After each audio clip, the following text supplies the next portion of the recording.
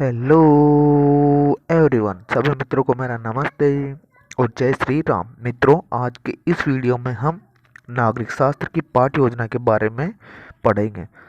तो जो आज का जो अपना प्रकरण है वो है ग्राम पंचायत। तो चलिए बिना किसी देरी के शुरू करते हैं आज के इस वीडियो को। सबसे पहले जो आपकी दैनिक पाठ्य योजना डायरी है, जो लेसन प्लान डायरी है, उसके ऊपर ही ऊपर आपको पाठ्य योजना का क्रमांक डाल लेना है। उसके पश्चात में आपका जिस विद्यालय में इंटर्नशिप प्रोग्राम या बीएड का प्रशिक्षण प्रोग्राम चल रहा है उस विद्यालय का आपको नाम लिख देना है। उसके पश्चात में जैसे मैंने लिखा है राजकीय उच्च माध्यमिक विद्यालय, उसके पश्चात में आप छात्र अध्यापक या अध्यापिका का नाम आ जाएगा, जो भी आपका नाम है। तो मैंने लिख दिया है दीप्ति सैनी। और जिस दिन आप पाठ्य योजना तैयार करें उस दिन की आपको दिनांक लिख देनी है। और जो आज का जो अपना विषय है वो है नागरिक शास्त्र। तो मैंने विषय लिख दिया है नागरिक शास्त्र। जिस कालांश में आप पाठ्य योजना बना रहे तो जो कालांश आ जाएगा आपका। उसके पश्चात में जिस कक्षा की आप पाठ्य योजना तैयार करें तो वो कक्षा, तो मैंने कक्षा लिख दी 8। कक्षा 8 की आज अपन पाठ्य योजना तैयार करेंगे तो कक्षा 8 आ जाएगी। जो आज का जो अपना प्रकरण है वो है ग्राम पंचायत। तो ग्राम पंचायत मैंने प्रकरण लिख दिया। इस तरह से आपको ये सारी खाना पूर्ति कर लेनी है। विद्यालय का नाम हो गया, विषय हो गया, कालांश हो गया, समयावधि हो गई, दिनांक हो गया, प्रकरण हो गया, छात्र अध्यापक का नाम हो। इस तरह से आपको ये सारी खाना पूर्ति कर लेनी है। इसके पश्चात में आपको हेडिंग डाल लेनी शिक्षण उद्देश्य। तो शिक्षण उद्देश्य में एक बार बता देता हूँ क्या होते हैं कि बच्चे को आप जो चीज़ पढ़ाना चाह रहे हो उससे बच्चे में क्या परिवर्तन होगा, या कहने का मतलब आप बच्चे में क्या परिवर्तन लाना चाह रहे हैं, तो वही शिक्षण के उद्देश्य होते हैं।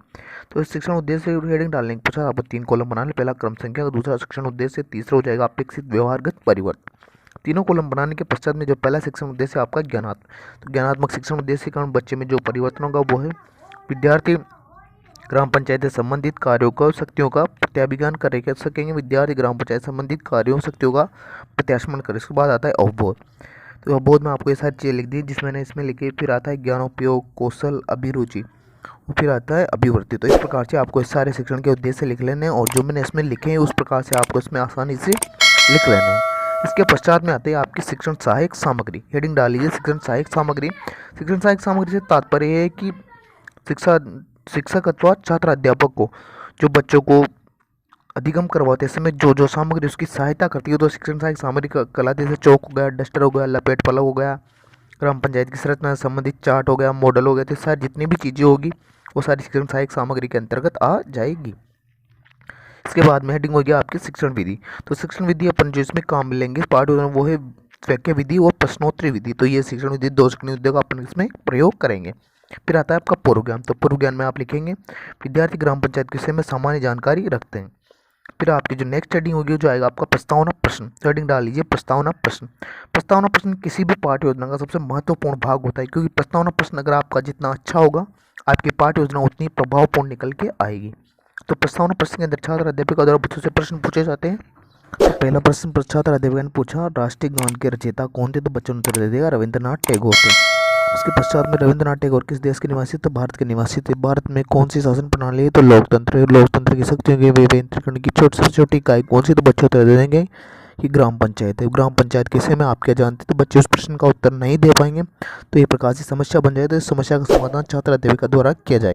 आपकी जो अगली हेडिंग होगी वो जाएगा उद्देश्य कथन। तो उद्देश्य कथन में आप लिखेंगे बच्चों आज हम ग्राम पंचायत के बारे में विस्तारपूर्वक चर्चा करेंगे। तो आपकी जो अगली हेडिंग होगी वो होगा आपका प्रस्तुतिकरण। तो हेडिंग डाल लीजिए प्रस्तुतिकरण। प्रस्तुतिकरण के अंदर छात्र अध्यापिका जो बच्चों को जो पाठ पढ़ा रहे हैं उसके बारे में उसको प्रस्तुतिकरण दिया जाएगा और संपूर्ण रूप से बताया जाएगा। तो प्रस्तुतिकरण हेडिंग डालने के पश्चात आपको 5 कॉलम बना लेने। पहला कॉलम बनेगा शिक्षण बिंदु का, दूसरा कॉलम बनेगा छात्र अध्यापक क्रिया का, तीसरा कॉलम बनेगा विद्यार्थी क्रिया अथवा छात्र क्रिया का, चौथा कॉलम बन जाएगा सहायक सामग्री का, और 5वां कॉलम बन जाएगा श्यामपट्ट कार्य या श्यामपट्ट सार का।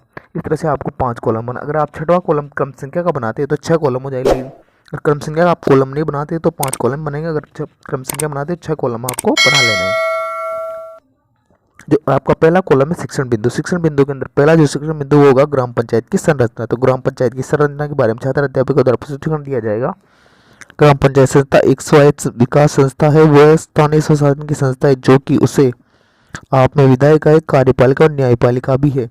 ये ग्राम सरकार है जिसमें ग्राम स्वराज के लिए काम कराता है। ग्राम पंचायती राज संबंधी की तृणमूल संस्था की इकाई है। ग्राम पंचायती ऐसी संस्था है जो कर लगाने की, योजना बनाने का, क्रियान्वयन करने का और सुरक्षा दल गठित करने का, संचालन करने का अधिकार है। इसकी संरचना, एक ग्राम पंचायत एक या एक से अधिक ग्राम हो सकते हैं। ग्राम पंचायत का प्रधान मुखिया कहलाता है। जिला अधिकारी द्वारा अधिसूचित यथा संभव 7,000 की जनसंख्या संस्था पर एक ग्राम पंचायत का गठन किया जाता है। विद्यार्थी क्रिया में आप लिखेंगे, विद्यार्थी ध्यान पूर्वक सुनेंगे। और जो सहायक सामग्री वाला कॉलम है उसके अंदर मैंने ये जो चार्ट है, इस ग्राम पंचायत की संरचना से संबंधित चार्ट है, मैंने चार्ट बना दिया है कि इसके अंदर क्या क्या चीज़ें होती है, कौन सी धारा लगती है, किस धारा के अनुसार ये वाली चीज़ें, तो मैंने चार्ट बना दिया इस प्रकार से। इस तरह से आपको ये चार्ट तैयार कर लेना है। धारा 22 के अनुसार ग्राम पंचायत की संरचना, तो 5,000 की जनसंख्या अधिक क्या है, फिर 1,000 से 2,000 तक कितने सदस्य होते हैं, 2,000 से 3,000 तक 11 सदस्य, 3,000 से 5,000 तक 13 सदस्य, 5,000 से अधिक होने पर 15 सदस्य। इस प्रकार से मैंने चार्ट बना दिया। इसके बाद आता है आपका श्यामपट्ट कार्य। तो श्यामपट्ट कार्य के अंदर देखिए मैंने श्यामपट्ट के अंदर ये सारी चीज़ें लिख दी, तो आप भी ब्लैक पेन से श्यामपट्ट से बना दीजिए। ग्राम पंचायत राज्य की मूल संस्था तृणमूल की इकाई, तो इससे मैंने श्यामपट्ट कार्य इसको पूरा कर दिया है। इसके पश्चात को आपको अगले पेज पर फिर से इसी तरह से आपको ये 5 कॉलम बना लें। शिक्षण बिंदु, दूसरा छात्र क्रिया, विद्यार्थी क्रिया, सहायक सामग्री और श्यामपट्ट कार्य करने के पश्चात में जो आपका दूसरा जो शिक्षण बिंदु होगा वो शिक्षण बिंदु है आपका ग्राम पंचायत की शक्तियाँ। तो दूसरा आपका जो शिक्षण बिंदु जाएगा वो है ग्राम पंचायत की शक्तियाँ। तो इसके बारे में छात्र अध्यापिका द्वारा प्रस्तुतिकरण दिया जाएगा। तो प्रस्तुतिकरण छात्र अध्यापक क्रिया में लिखेंगे आप, ग्राम पंचायत की शक्तियाँ 11वीं अनुसूची में रखी गई। इस सूची के अंतर्गत पंचायतों को 29 जिम्मेदारियां दी गई। संविधान के 73वें संविधान संशोधन द्वारा 11वीं अनुसूची में अधिक विकास, सामाजिक न्याय व विकास योजनाओं को सम्मिलित किया गया है। धारा 16A के तहत बाहरी संगठन को चंदा देने की शक्तियां हैं। धारा 17 के अंतर्गत सार्वजनिक सड़क आदि का प्रबंधन करना। धारा 33 के अंतर्गत पंचायत द्वारा गांव की भूमि को आरक्षित करने की शक्ति है।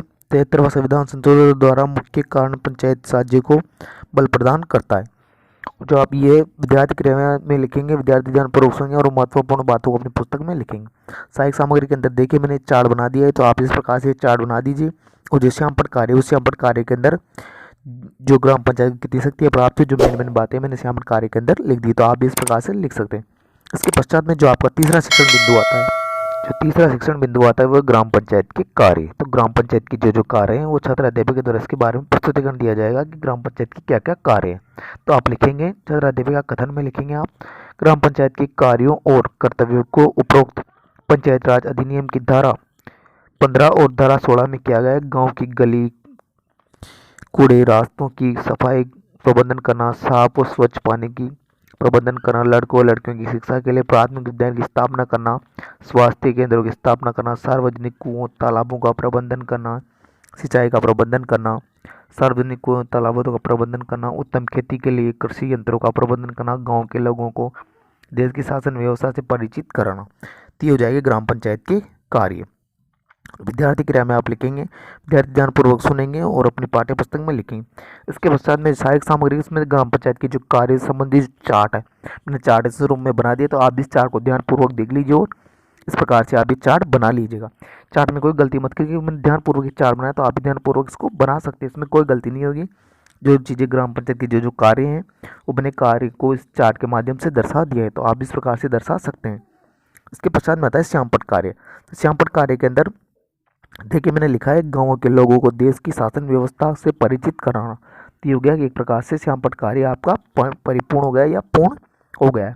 तो आपको इस प्रकार से जो तीसरा जो शिक्षण बिंदु है उसके बारे में आराम से लिख लेना है। इसके अंदर जो छात्र अध्यापिका ने जो कथन दिया है उसी के अनुसार मैंने ये चार्ट का निर्माण किया है, तो चार्ट को भी आप ध्यानपूर्वक बना लीजिएगा।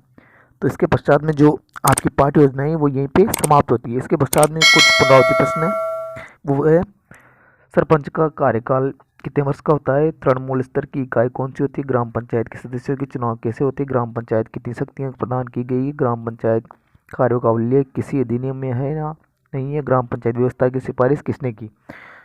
ये हो जाएगी आपके पुनरावृत्ति। और पुनरावृत्ति प्रश्न ध्यान रखिएगा, पुनरावृत्ति प्रश्न होते हैं वो छात्र अध्यापिका द्वारा पूछे जाते हैं, और इसलिए पूछे जाता है कि बच्चे का ध्यान पाठ से इधर उधर भटके नहीं, या बच्चे का ध्यान है जो पाठ पर केंद्रित रहे, इसलिए वजह से उसको पुनरावृत्ति प्रश्न पूछे जाते हैं। इसके बाद में आती है आपकी नेक्स्ट हेडिंग है, वो है मूल्यांकन प्रश्न। और जो मूल्यांकन प्रश्न है वो छात्र अध्यापिका द्वारा इस बात का पता लगाने के लिए पूछे जाते हैं या किए जाते हैं कि जो उसने बच्चों को पाठ पढ़ाया है, जो उसने अधिगम करवाई, वो बच्चों ने कितना हद तक ग्रहण किया है, ये उसके मस्तिष्क में कितना हद तक वो बैठा है। इस चीज़ को जांचने के लिए छात्र अध्यापकों द्वारा मूल्यांकन प्रश्न किए जाते हैं और मूल्यांकन प्रश्न किसी भी प्रकार के बनाए, जैसे अबसद वाले, रिक्त स्थान वाले, सत्य सत्य वाले, मिलान चिन्ह वाले, लघुत्रात्मक, अति लघुत्रात्मक, निबंधात्मक, किसी प्रकार के प्रश्न बना सकते हैं। जैसे मैंने प्रश्न बनाया उसी प्रकार से आप भी प्रश्न आपकी इच्छा के अनुसार प्रश्न आप बना सकते हो और बच्चों का मूल्यांकन कर सकते हैं, ताकि अगर आपको पता लग जाएगा कि आपने जो बच्चों को जो चीज़ पढ़ाई है वो बच्चों ने कितने हद तक ग्रहण की। अगर ग्रहण नहीं की तो आपसे पुनः पढ़ाने की कोशिश करनी पड़ेगी, उनको ग्रहण करवाना पड़ेगा। इसके पश्चात में आपकी जो नेक्स्ट हेडिंग होती है वो है गृह कार्य। तो गृह कार्य आप बच्चों को इस प्रकार से देंगे, जिस घटना किस तरह से आपने बच्चों को पढ़ाया है उस घटना किस तरह से बच्चों को आप गृह कार्य दे सकते हैं। जिसमें मैंने दिया है गृह कार्य ग्राम पंचायत के कार्यों शक्तियों का वर्णन की, ताकि बच्चे अपने जो खाली समय उसका सदुपयोग आसानी से कर सके। मित्रों, इस प्रकार से जो आपकी पाठ्य योजना यहीं पर पूर्ण रूप से समाप्त होती है।